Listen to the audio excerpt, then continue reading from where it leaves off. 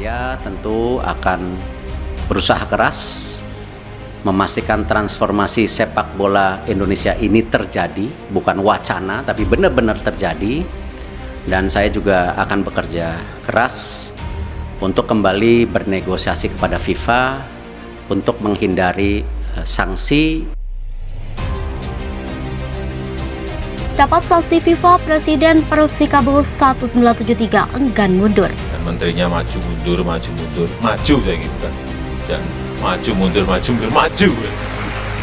Ya memang ngeri. FIFA ini kan otoritas tertinggi sepak bola di dunia. Tentu dengan segala keberatan-keberatan yang sudah disampaikan itu. Nah tentu FIFA melihat ini sebuah kalau dibilang sebuah intervensi.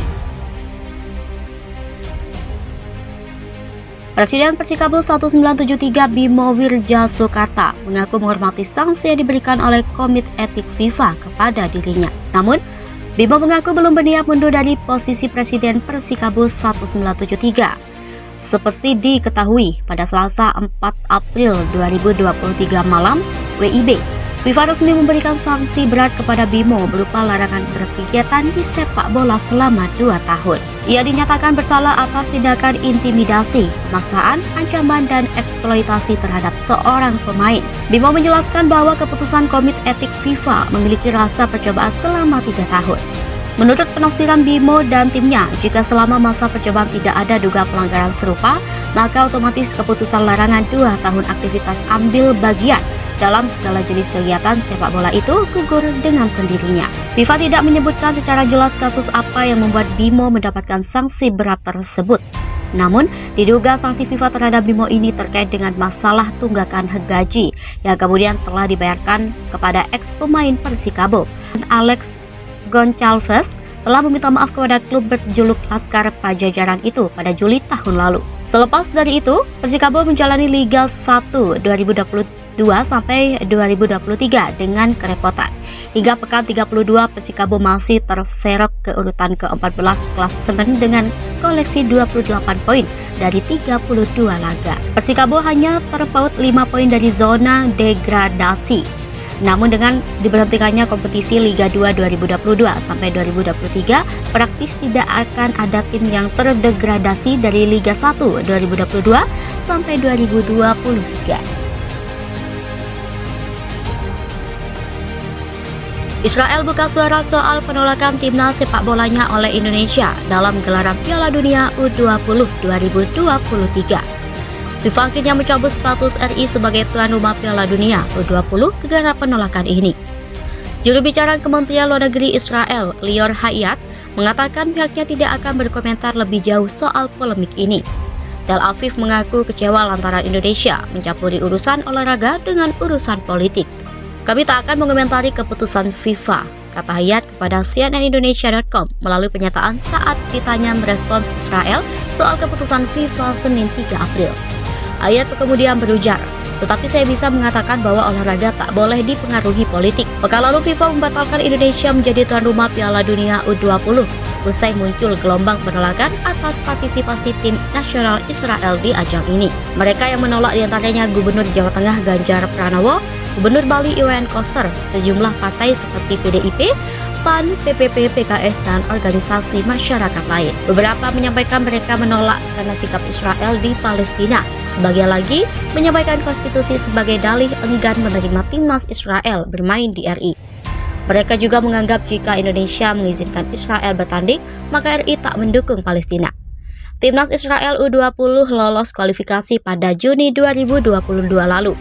Dengan demikian, mereka berhak melaju ke babak selanjutnya dan bertanding di negara yang menjadi tuan rumah ajang olahraga bergengsi ini. Sebelum keputusan FIFA muncul, Duta Besar Palestina untuk Indonesia, Zuhair Al-Sun, mengatakan masalah olahraga jangan dicampur aduk dengan politik. Tak lama sebelum keputusan FIFA, Presiden Indonesia Joko Widodo alias Jokowi juga sepakat dengan Al-Sun. Jokowi juga menegaskan posisi Indonesia tak akan berubah dalam membela kemerdekaan Palestina.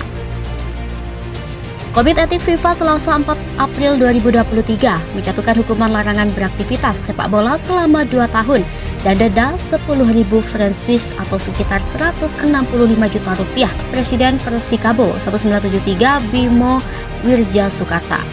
Untuk sementara, hukuman larangan Bimo beraktivitas di sepak bola nasional dan internasional selama 2 tahun itu ditangguhkan oleh FIFA. Pasalnya, FIFA memberikan masa percobaan kepada Bimo selama 3 tahun. Dewan Komite Etik FIFA telah menerima laporan kasus Alex ini November 2021. Proses hukum itu pun menjadi perhatian Asosiasi Sepak Bola Profesional Indonesia dan Federasi Internasional Persepak Bola Profesional. Merujuk pada penangguhan itu, Sekretaris Persikabo 1973 Rini Sudiro menuturkan, Bimo tidak akan mundur atau dicopot dari jabatan sebagai Presiden klub. Rini menambahkan putusan itu belum final dan mengikat karena masih bisa diajukan banding ke Pengadilan Arbitrase Olahraga. Terkait hal itu, selanjutnya pihak klub tengah melakukan analisis secara teliti, belum menentukan langkah banding dalam beberapa hari mendatang. Polemik mantan pemain. Hukuman FIFA kepada Bimo itu diberkaitkan dengan polemik antara Persikabo dan mantan penyerang mereka di Liga 1 2022. Alex dos Santos Gonçalves, pemain asal Brazil itu sempat membuat unggahan di media sosial awal November 2021 yang mengeluhkan gajinya tidak dibayar penuh oleh klub sejak Liga 1 dihentikan akibat pandemi awal Maret 2021. Alex pun melaporkan Persikabo ke Kamar Penyelesaian Sengketa FIFA. Badan FIFA itu memenangkan Alex sehingga Persikabo diminta untuk membayar penuh gaji Alex selama musim 2020. Setelah kompetisi berhenti, manajemen Persikabo mengklaim telah membayar gaji sang pemain sesuai dengan surat keputusan PSSI. Dalam surat itu, PSSI memutuskan bahwa klub hanya perlu membayar 25% dari nilai kontrak pemain akibat kondisi kahar COVID-19. Persentase pemotongan gaji itu ditolak oleh Alex. Alex menanggapi positif hukumannya dijatuhkan FIFA kepada Presiden Persikabo. Ia mengatakan perjuangan untuk mendapatkan haknya sebagai pesepak bola profesional telah berbuah. Bak sinetron. Selama akhir 2021, polemik Alex bersama Persikabo sempat menampilkan episode-episode bak drama sinetron. Setelah Alex curhat di akun media sosialnya dan melaporkan perlakuan Persikabo ke FIFA, manajemen Laskar Pajajaran tidak tinggal diam. Bimo sempat melaporkan Alex ke kepolisian daerah Metro Jaya dengan dugaan pencemaran nama baik klub. Akibat permasalahan itu, Alex pun tidak bisa melanjutkan karirnya di Indonesia karena Persikabo dengan enggan mengeluarkan exit permit only yang dibutuhkan untuk mengurus visa kerja.